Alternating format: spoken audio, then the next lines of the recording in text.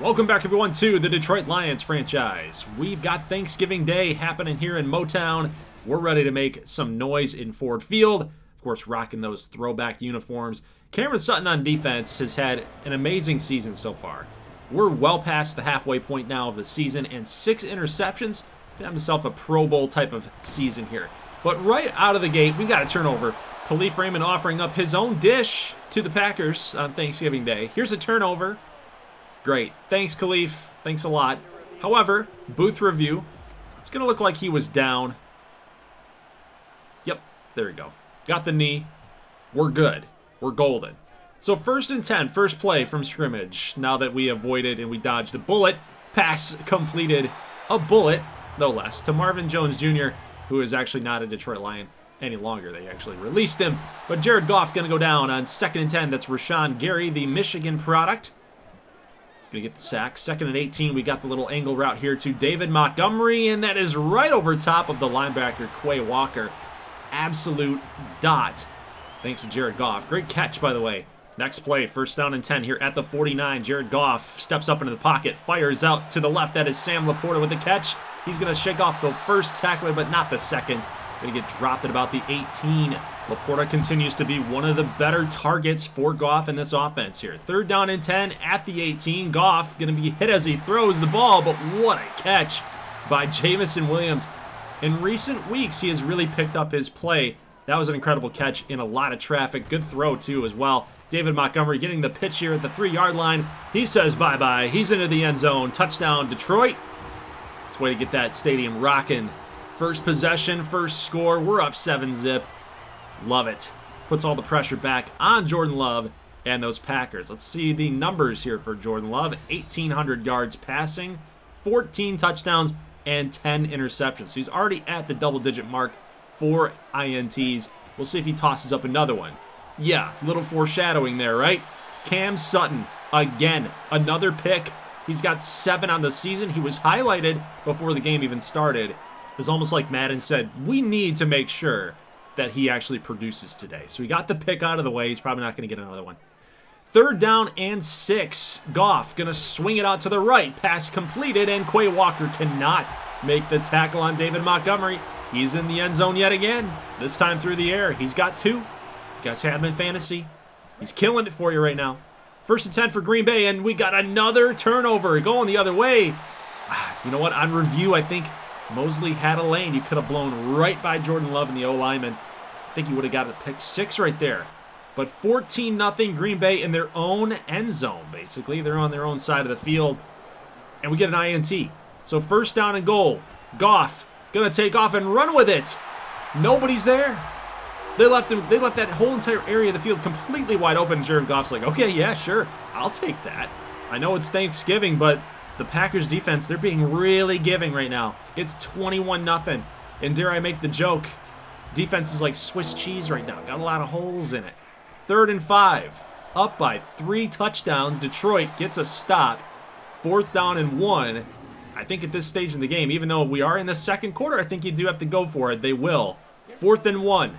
Love hands it off to Jones. Only one man to beat. That's Tracy Walker. Can't stop him before getting into the end zone, so Green Bay does get the touchdown back. Remember, we do have 2 touchdowns off of the 2 interceptions, so all things considered, this still is a close game, only down by 14. They do get a stop, but Dan Campbell is still the head coach out here. He's still going to go for this and be aggressive here. 4th and inches on our side of the field. We got plus territory. You got to go for this thing. You got to get that touchdown back again. We're going to get the quarterback sneak. We're going to actually hand it off here to St. Brown. We love using him in these types of situations. He's going to blow by everybody at the pylon, diving for the touchdown. Sun God is into the end zone, does a little dance. We get that touchdown back. It's back to a 21-point lead. Mid part of the 2nd quarter, we are killing it right now. 28 up on the board. Most teams would love to have that in the NFL. Here comes Derek Barnes, not falling for the play action. He sticks to his assignment. He's going to go down. That's 3rd down and 11 for Love in Green Bay. We'll see what they can do here on this down and distance, but a false start penalty is going to push them even further back. I like our odds here at this point. 3rd down and 16. They got trips to the left. We'll see if they're going to dial it up. Oh, they got a little verticals play there. And incomplete. Got a lot of pressure on him. Good pressure as well. 3rd down and 10. We're going to do a little play action by the looks of it. Yep, Goff is going to scan the field. He's going to fire out to J-Mo. He's got his man beat. He's got the catch. Touchdown, Lions. Put 35 on the board before the second half has started. Whew. This offense is firing on all cylinders. I mean, he's so fast. He's so fast. He completely burned his man in man coverage. Insanity. The Lions are killing it on offense right now. We've got 247 passing yards at the half. It's 35-7. This is getting out of control. David Montgomery, look at the run blocking here. Shifty little moves. Gonna get from our own 40 to their 44 on that run. Insanity. Here comes another run. Look at the run blocking. Look at our O-line. Here mid part of the 3rd quarter, another big run for Montgomery. Lions are shooting for another score here. Got to get up to the 40s, man. Get up to 42. Sam Laporta, big catch. 1st down and goal. Goff gonna fire to the end zone. That is St. Brown. He's got a rushing touchdown and a receiving touchdown. We got 42. We've just hung 42 on the rival Green Bay Packers. I love it. For anybody that's out there that is a Green Bay Packers fan, I'm sorry, but you guys have beat up on us long enough, okay? Long enough. We're not having it. So I do get into Super Sim here, and then in this situation, we got to get our boy here, James Mitchell, a chance. They're bringing a lot of heat. They're bringing some pressure. They think we're just going to run the clock out, but no. We're just going to toss it right up there for Mitchell. He finds himself in the end zone and getting in on the party. Whew. Got 49 points, guys. 49 points. In a holiday game. The annual tradition of Detroit Lions football. Thanksgiving Day game was a success. 49-28 is your final score. We held on to that 21-point lead all game long. Now, of course, the game was well over. Normally, I've actually never done that in any of my Madden franchises, going into Super Sim and just like getting the game over with. But I think at that point, like, we gave up 20 points in the 4th quarter simply because the game was so out of hand. You know, we just kind of just played a lot of prevent, just let him march down the field. And yeah, actually what's funny is it was 28-49, and then on the box score it said 27. So Mad's got a little bit of a glitch there, but 4 touchdowns, no picks for Jared Goff, and Jahmyr Gibbs was not really that involved today. Didn't really have to be. Game was over. We just kind of had to pound the rock at that point with Montgomery and just get out of there with a victory. So, you know, Laporta was big. 7 catches, 125. No touchdowns for him, but Montgomery had a touchdown. J-Mo, Mitchell, St. Brown had 2 scores today. 1 through the air, 1 on the ground. That big run that he had on the wide receiver run. And on defense, we had a couple tackles for losses here. Jack Campbell had 2. Had a bunch of guys with 1. Had about 4 sacks all told, and the 2 interceptions by Sutton and Mosley. Now we sit at 8-3, taking on the 6-5 New Orleans Saints. Now, if you guys remember back in episode number 1 in the introduction, I talked about how we were going to start simulating against non-NFC North opponents that are sub 500 when we play them. The Saints are not sub 500. They were 6-5 at that point. And I ended up simulating this game. We got a W here, 24-14, but the main reason why I'm doing this is, quite honestly, I didn't want to play the Saints and just get another victory again.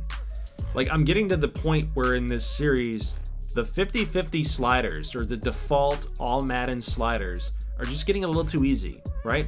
We dropped 49 on Green Bay, All-Madden 50-50. We broke Adrian Peterson's single rushing game record against the Bears in the episode last week. So things are getting a little crazy in this series, and I kind of wanted to rein it in a little bit. Introduce some more simulation here, see if we can start picking up some losses here and there and really get the feel back for our record. Like, how are we performing overall? But instead, we keep winning. We beat the Saints, now we beat the Bears again, 21-20. We just can't seem to lose. So what I'm going to do now, and I'm kind of going back on my word from the very first episode, the introduction episode, we're going to do a lot more simulating. I don't know what the rules are going to be for that. Maybe it's just games that I just don't want to play. Maybe we only focus on more of the marquee matchups going forward and see how we perform with a tougher slider set. I think we need to introduce a little bit more simulation into this series, simply because it's going to move us faster along in the season. And quite honestly, to be honest with you, it's a long story, but I am kind of dragging my feet on this a little bit.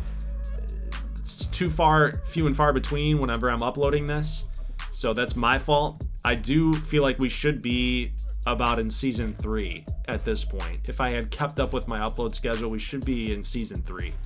So in order to kind of make up for lost time, I think we need to simulate a lot more and play games that have a big, like, meaningful impact for storyline purposes. I think that's what we need to do. So I'm altering a little bit of the structure of the franchise series. I hope you guys are cool with that.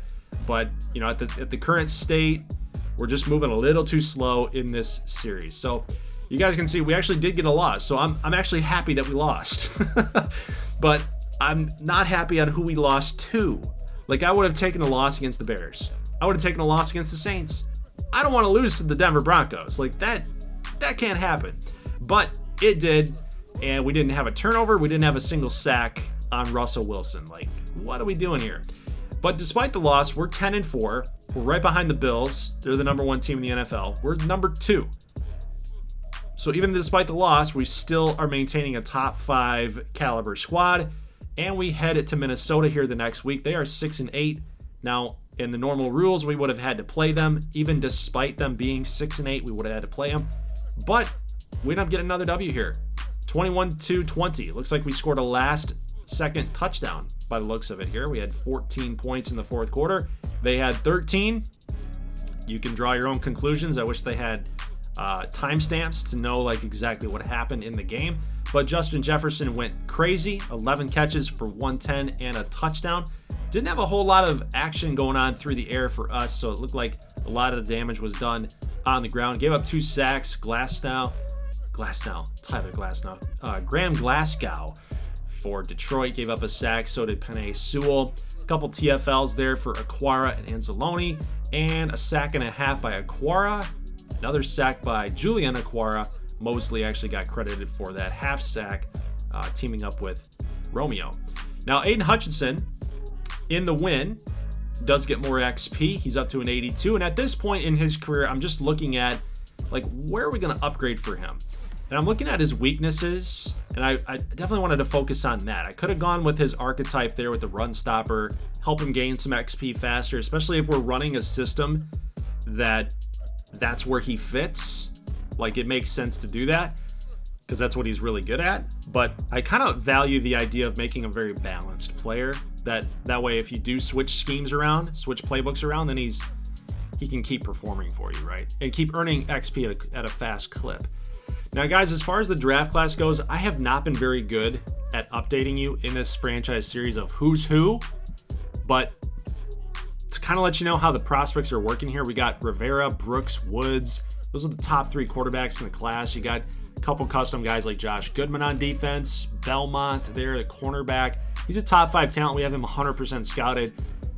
Probably, if I have a chance to move up, I want to go after to get Eric Belmont. He's a very good corner. But you got guys like Skip Branson down here, a nice little value quarterback if a team's looking for a QB.